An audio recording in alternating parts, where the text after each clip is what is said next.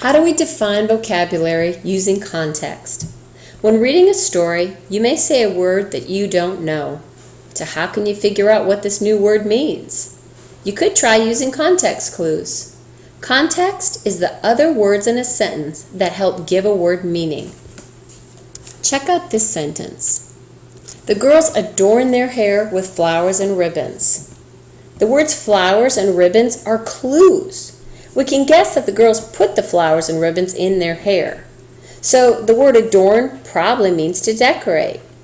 They probably did this to make themselves look pretty. So adorned also means to make something beautiful. Sometimes a sentence will describe the meaning of a word for you. Look at this example. The murmur of a stream could barely be heard. The words could barely be heard tell you that a murmur is a sound. In this sentence, it is the sound a stream is making. Well, since a stream is always moving, it is probably making a constant or steady sound. Since it can barely be heard, it's also a soft sound. So murmur most likely means a soft, steady sound. So when you think you know what a word means, but you're not positive, try using another word or group of words with that meaning in place of the first word. In the sentence we just read, we think that murmur means a soft, steady sound. So let's try replacing the word murmur with these words. The soft, steady sound of the stream could barely be heard. This sentence still makes sense. In fact, it sounds great. So if it does, you're probably on the right track. If it doesn't make sense, try looking at the context clues again. Using context clues from the sentence we're about to read, what do you think the word disheveled means? His disheveled hair looked as if a bird had tried to make a nest in it. Poor guy. Now, I'm thinking if a bird has tried to make a nest in my hair, it's probably a mess. He's probably gathered some old dirt, maybe some dead grass, maybe an old tissue he found on a sidewalk, whatever that bird can put together to make a nest for its babies. If this is sitting on this poor guy's head, it's a mess. We can use some other types of context clues to help us define a word. Punctuation can be our best friend if we use it properly. Check out the following sentence. There was perspiration or sweat dripping from his hot face. The commas in the sentence are a clue that the words between them describe the word perspiration. In this case, the word sweat is given as another word for perspiration. The meaning of perspiration as sweat is also supported by the fact that the person is hot and dripping. Other kinds of punctuation can also give clues. Parentheses can be used to set apart words that give meaning to another word. An exclamation mark gives you a clue about a character's mood or feelings. Other kinds of context clues that you can use are the title of a story, what the characters say and do, and even the pictures. Look at the example below. What are the clues that are given to tell you that the word railed means that the guy was shouting or yelling at the children? You won't get away with this, the angry man railed at the children. Now notice how I used expression to read. I want you to always use expression when you're reading. But let's say that's hard for you to do. You won't get away with this, the angry man railed at the children. Well, I can see that the quotation marks mark off the part that the man spoke. And I can see that the exclamation mark right there let me know that he used a loud voice or a lot of expression. The words that he spoke were followed by the angry man railed at the children.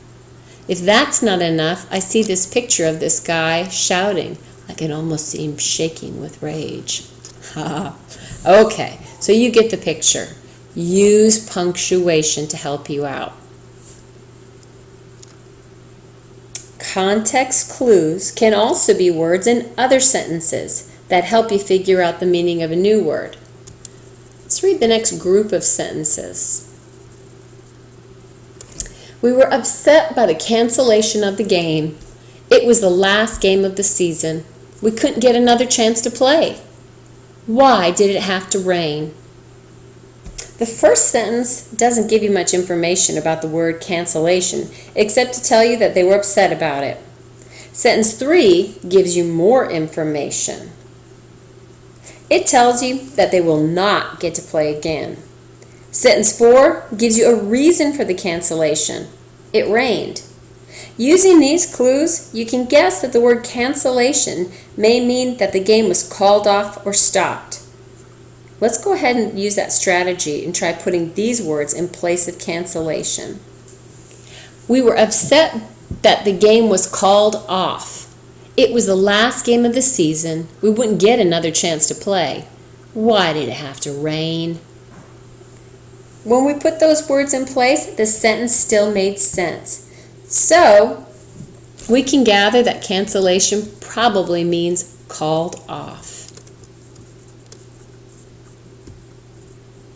Time for you to practice. She squinted her eyes in the bright sunlight, trying to see the baby bird. All right, which of the following words means almost the same as squinted?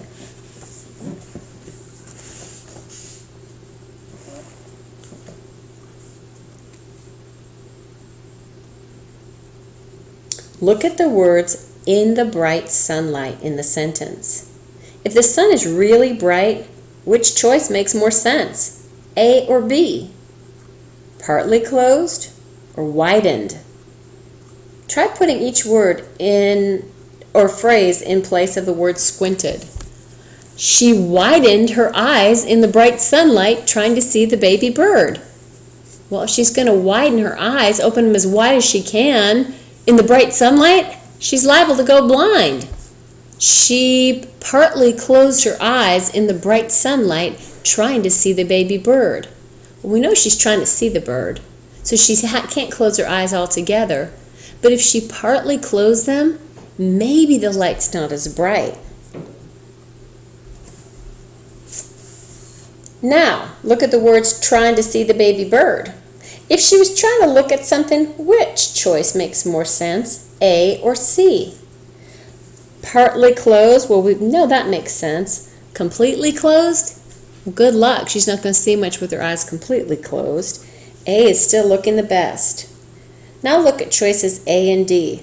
Which is a better choice? If she's looking in bright sunlight, trying to see a baby bird, is she going to roll her eyes? No. She might roll her eyes at a bad joke, but not if she's trying to see a baby bird, and not if the sun is shining really bright. She's going to partly close her eyes. Let's try using it in context. She partly closed her eyes in the bright sunlight, trying to see the baby bird.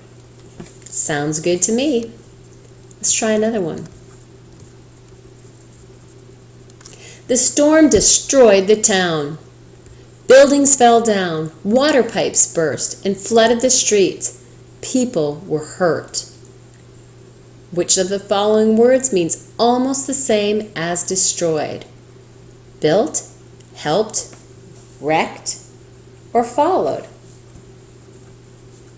Sentence 1 tells you that a storm did the destroying, but it doesn't tell you what the storm did. You have to look at the other sentences to figure out the meaning of the word destroyed. Try putting built in place of destroyed in sentence 1. The storm built the town. Buildings fell down. Water pipes burst and flooded the streets. People were hurt.